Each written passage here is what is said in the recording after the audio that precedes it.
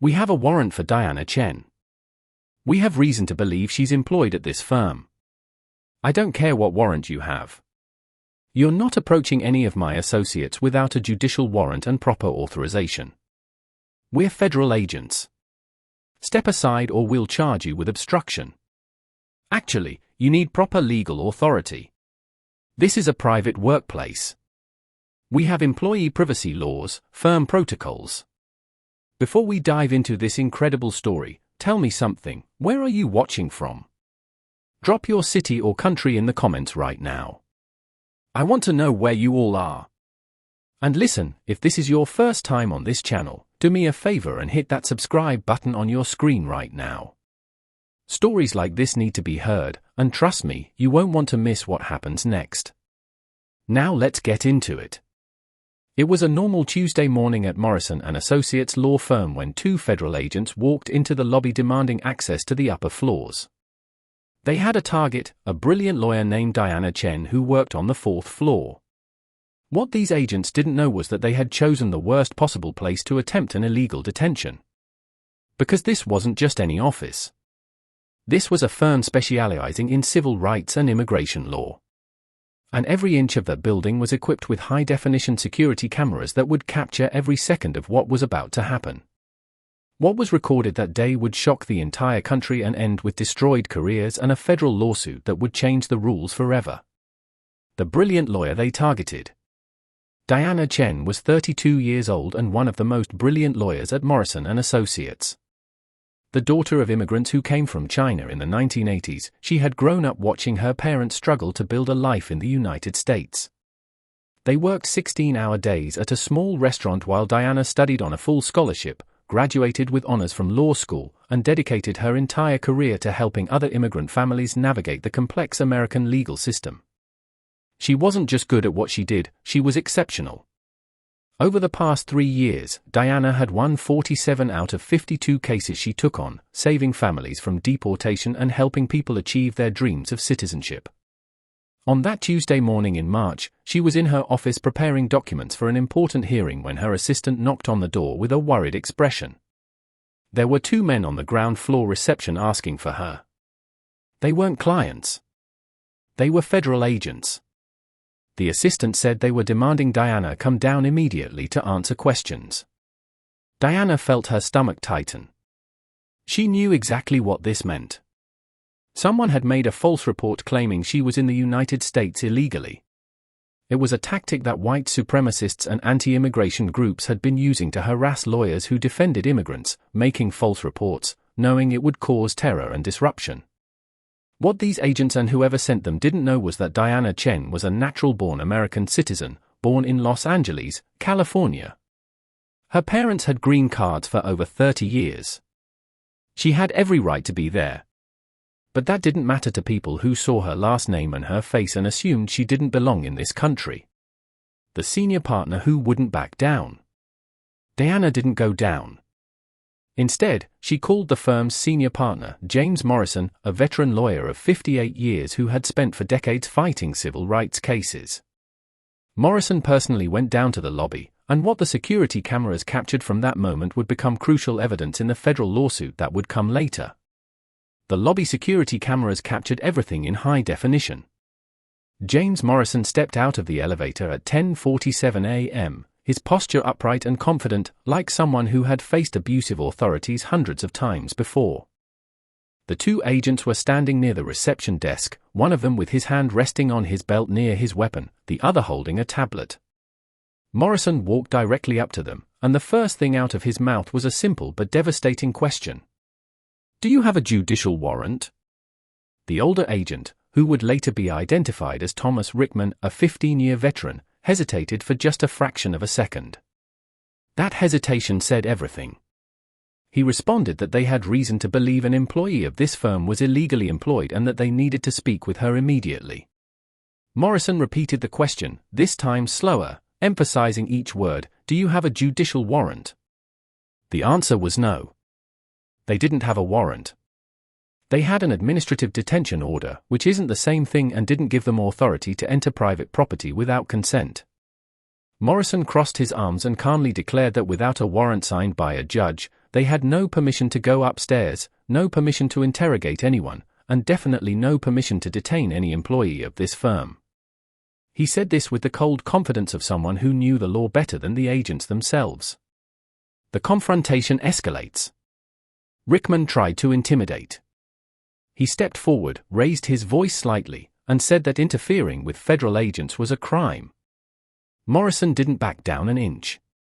He responded that knowing your constitutional rights and exercising them wasn't interference, it was citizenship. And then he said something that made Rickman go pale. "You've been recorded since the moment you entered this building. Every word, every movement. So I suggest you think very carefully about what you do next." The second agent, younger, later identified as Derek Foster, tried a different approach. He said this didn't need to be difficult, that they just wanted to ask some questions, verify some documents. Morrison asked if Diana was being accused of any crime. Foster admitted no. Morrison asked if there was any evidence she was in the United States illegally. Foster said they had received information. Morrison asked from whom. Foster said it was confidential. And then Morrison dropped the bomb that would change everything. He informed the agents that Diana Chen was a natural-born American citizen, born on American soil, and that any attempt to detain her without probable cause constituted a massive violation of her constitutional rights. Can you imagine the agents' expressions at that moment? The security cameras captured it perfectly. Rickman and Foster exchanged glances, the kind of look people exchange when they realize they've made a terrible mistake. But instead of backing down, instead of admitting the error and leaving, they doubled down. Rickman said they still needed to verify this personally. Morrison responded that they were welcome to submit a formal request through appropriate legal channels, but that there would be no verification happening in that building that day. The mistake that cost a career. The tension in the lobby was palpable. Employees who were passing by stopped to watch. The receptionist had her phone ready to call 911 if necessary. That's when Rickman made the mistake that would cost him his career. He declared they were going up anyway, with or without cooperation. Morrison physically blocked the path to the elevators, not touching the agents, but making it clear they would have to go through him. And then he said the words that would go viral when the video leaked weeks later. "If you go up without a warrant, you'll be committing trespassing, civil rights violations, and I will personally ensure both of you are sued for every last penny you have. Test me." What happened in the next 10 minutes was a master class in how to exercise constitutional rights against authorities who are used to intimidating people into submission. Rickman pulled out his radio and called for backup, claiming he was encountering resistance from a civilian. Morrison immediately pulled out his own phone and called the ACLU's legal department, putting the call on speakerphone so everyone could hear. In less than 2 minutes, an ACLU lawyer was on the line, confirming that the agents had no legal authority to enter without a warrant and that any attempt to do so would result in immediate legal action. Foster, the younger agent, began to look extremely uncomfortable. He whispered something to Rickman, probably suggesting they back down, but Rickman was visibly ego-bruised. He had been challenged in front of witnesses, recorded on camera, and now had ACLU lawyers involved. Instead of admitting defeat gracefully, he made his second fatal mistake. He accused Morrison of harboring a criminal and said he would report this to his superiors. Morrison, without losing his cool for a second, responded that he would be happy to speak with any supervisor who wanted to discuss how their agents tried to violate the constitutional rights of an American citizen. Backup arrives and changes everything. Meanwhile, on the 4th floor, Diana was watching everything through the office's internal security cameras. She was surrounded by other firm lawyers, all ready to go down if the situation escalated. A colleague, Sarah Mitchell, a 45-year-old lawyer specializing in criminal defense, was holding Diana's hand. She could see that Diana was shaking, not from fear, but from pure anger.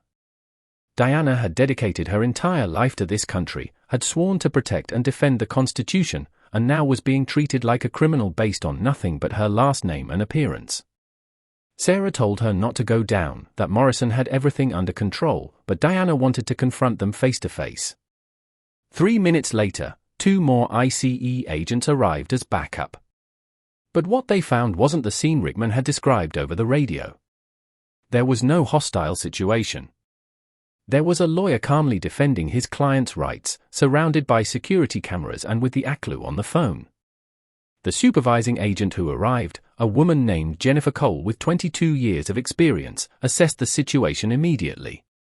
She pulled Rickman and Foster aside and had an intense whispered conversation that the cameras captured, but whose audio was inaudible. From the body language, it was clear Cole was furious with her subordinates. Cole approached Morrison and apologized for the misunderstanding. She said her agents had acted based on incorrect information and that they would be leaving the building immediately. Morrison asked if she could provide the name of whoever had made the false report about Diana. Cole said she would investigate internally but couldn't disclose that information at the moment. Morrison then made it clear that Morrison and Associates would be filing a formal complaint against ICE, against Rickman and Foster specifically, and that they would be seeking all records related to this detention attempt through FOIA requests. Cole just nodded, knowing there was no possible defense for what had happened. "I don't just want an apology. I want justice." But the story didn't end there. After the agents left the building, Morrison went up to the 4th floor where Diana was waiting. He hugged her, something he rarely did with employees, and said he was sorry she had to go through this. Diana, with tears of anger in her eyes, said she didn't just want an apology. She wanted justice. She wanted these agents to face real consequences.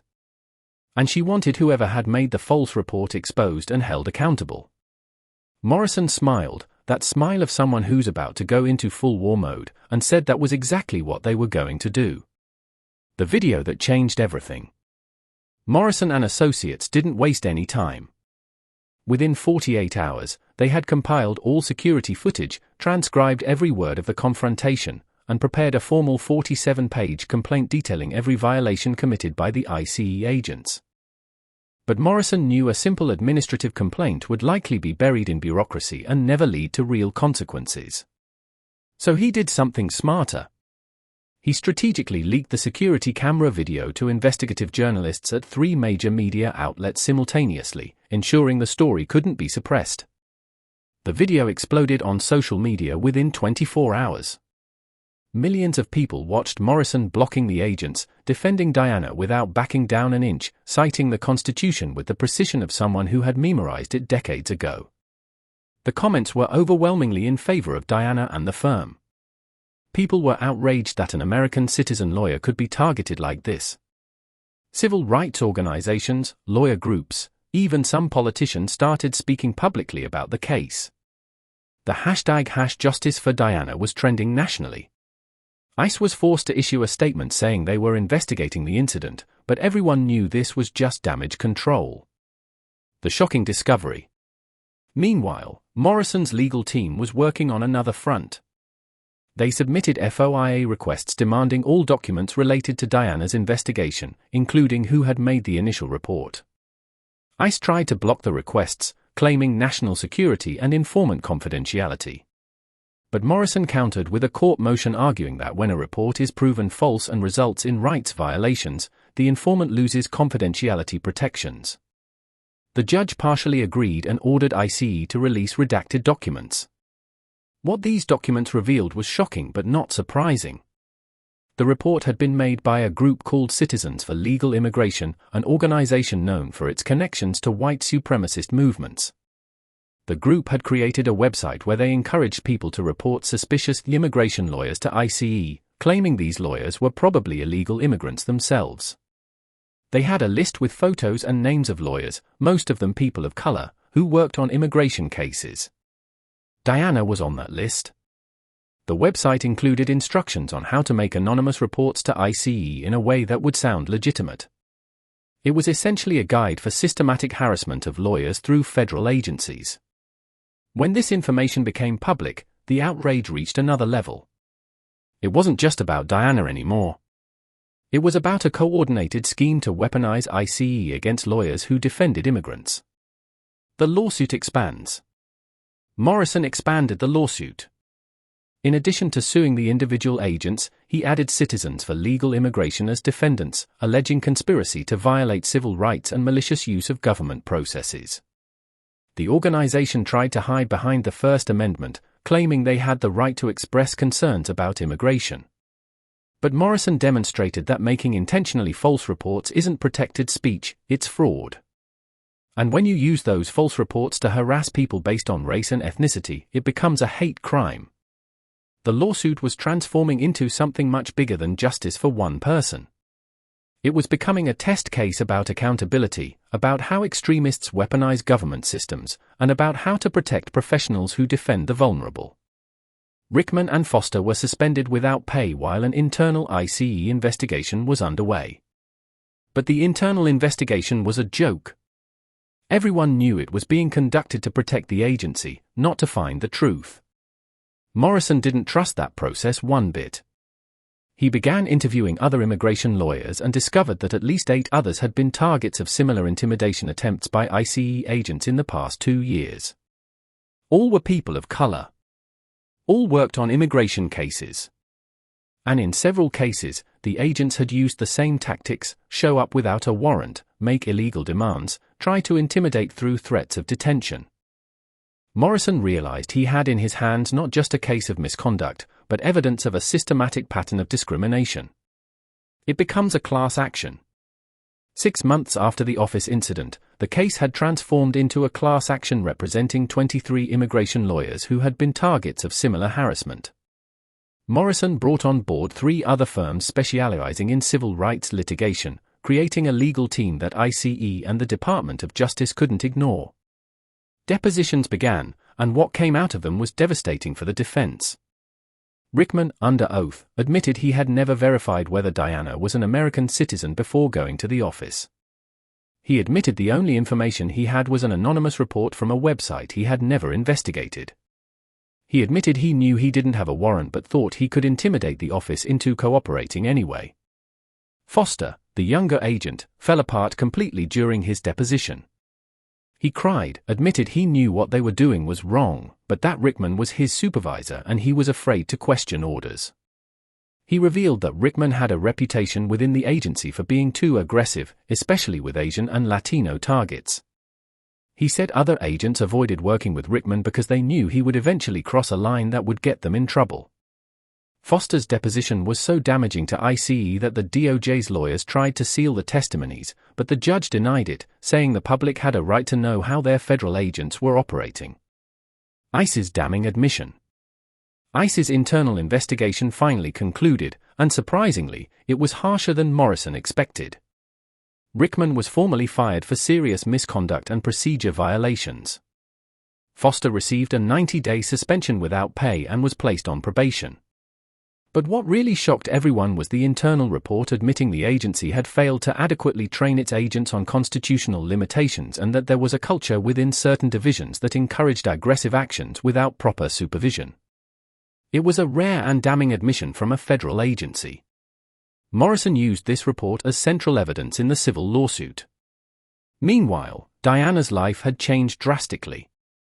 She became an involuntary public figure, recognized on the streets, invited to speak at law schools about civil rights and how to respond when authorities exceed their authority. She hated the attention but understood her story had power. In an interview she gave to a major news network, Diana spoke emotionally about how that day made her question everything. She said she had spent her whole life believing that if you followed the rules, worked hard, were a good citizen, you would be treated with dignity. But on that day, none of that mattered. All that mattered was her face, her last name, and the assumptions people made about her based on that. The $7 million settlement. The trial was scheduled to begin in October, but 3 weeks before the date, the federal government made a settlement offer. It was substantial, $7 million to be divided among the 23 plaintiffs, with Diana receiving the largest individual portion of $1.2 million. But the money wasn't even close to the most important part of the settlement. The settlement included mandatory policy changes throughout ICE. Every agent would have to undergo intensive 40-hour training on constitutional rights and proper investigation conduct. Any attempt to detain or interrogate an American citizen without probable cause would be treated as serious misconduct with possibility of immediate dismissal. ICE would be required to create a public database of complaints against agents, allowing patterns of problematic behavior to be identified earlier. The part of the settlement related to Citizens for Legal Immigration was even more satisfying. The organization was forced to shut down its reporting website, delete all data they had collected on lawyers, publish a public statement admitting their activities had resulted in illegal harassment of legal professionals. The organization's leaders were personally named in the settlement and prohibited from creating any similar entity in the future. If they violated this order, they would be subject to criminal contempt of court charges. It was a complete dismantling of an operation that had caused terror in immigrant communities for years. Morrison called it putting cockroaches in the sunlight so everyone could see how disgusting they really were. Building something from the ashes. Diana accepted the settlement, but not for the money. She accepted it because the policy changes meant other lawyers, other citizens, would have protections that didn't exist before that terrible day in March. She used part of her settlement to create a foundation that offers free legal support to professionals facing government harassment based on discrimination. The foundation has already helped 127 people in its first 2 years, from lawyers to doctors, teachers, and social workers who were targeted for defending marginalized communities. Diana said in an interview that if something good had to come out of the worst day of her life, it would be ensuring the next person had the resources to fight back. Morrison retired 2 years after the settlement at 60, but not before personally training a new generation of civil rights lawyers at his firm. He says the Diana Chen case was the most important of his 4-decade career, not because he won the biggest settlement or became famous, but because it proved the system can still work when courageous people refuse to back down. In his retirement speech, he told a story about that day in the lobby, about how he wasn't sure he could stop those agents, but knew he had to try. He said every lawyer faces that moment at least once in their career, that moment where you have to decide whether to stay quiet or stand up, even when it's scary. The legacy. The security cameras that captured everything are still operational at Morrison & Associates. The video from that day has been transformed into training material used in dozens of law schools across the country. Students watch Morrison blocking that hallway, citing the Constitution with absolute authority, and learn that knowing the law isn't enough, you have to have the courage to defend it when authorities try to trample it. The video has over 15 million views across various platforms, and the comments are always the same. People wish they had lawyers like Morrison. People admire Diana for transforming trauma into action. People celebrate that, at least this time, justice prevailed. Rickman never got another job in law enforcement. His name is permanently associated with the case, and any quick Google search brings up dozens of articles about his civil rights violations. He tried to sue Morrison for defamation, claiming the leaked video ruined his life, but the case was immediately dismissed. You can't sue someone for defamation when the truth is recorded in high-definition video. Some people feel sorry for him, say one mistake shouldn't define someone's entire life. But Diana disagrees. She says it wasn't a mistake, it was a choice. He chose to ignore the law. He chose to intimidate. He chose to assume she didn't belong. And choices have consequences. Where are they now? Citizens for Legal Immigration completely disappeared after the settlement. Their website is offline. Their social media profiles deleted. Their leaders silent. But the damage they caused echoed for years. Of the 23 victims represented in the class action, 5 had temporarily left immigration law practice out of fear. All returned after the settlement, strengthened by the knowledge that the system eventually protected them. Diana still keeps in touch with many of them. They formed a kind of involuntary family, people united by shared trauma and shared victory. They meet annually on the anniversary of the settlement, not to celebrate what happened, but to remember why they keep fighting. So what's the real lesson here? It's not just about a law firm defending its employee. It's about what happens when people with power decide they can ignore constitutional rights, and what happens when courageous people say no. It's about how security cameras and transparency can hold even federal agents accountable. It's about how hate groups weaponize government systems, and how we can dismantle them when the light shines bright enough. And it's about a lawyer who just wanted to do her job but instead became a symbol of resistance and dignity in the face of injustice. Diana continues working at Morrison & Associates to this day. She still defends immigrant families. She still fights impossible cases. And now when federal agents show up, they know exactly who she is, what she represents, and that violating her rights, or her clients' rights, will cost them their careers. Sometimes justice really wins.